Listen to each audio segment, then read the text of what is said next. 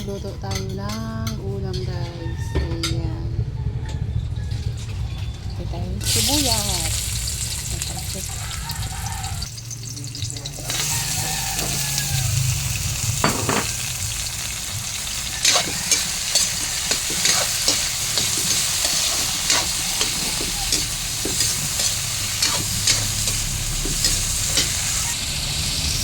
Ayan, dito ng water.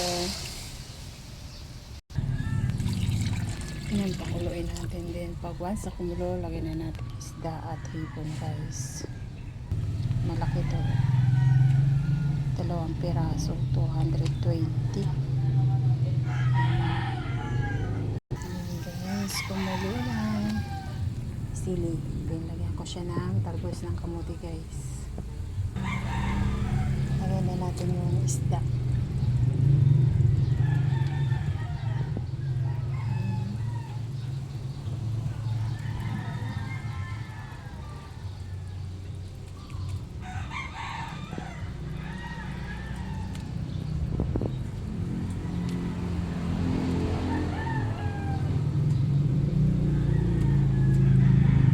Takpan natin ulit guys. Lagay tayo ng asin. Then, pampalasa guys.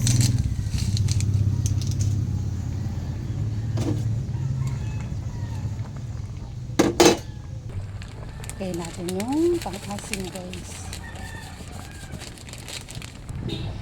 Then, talbos na kamote.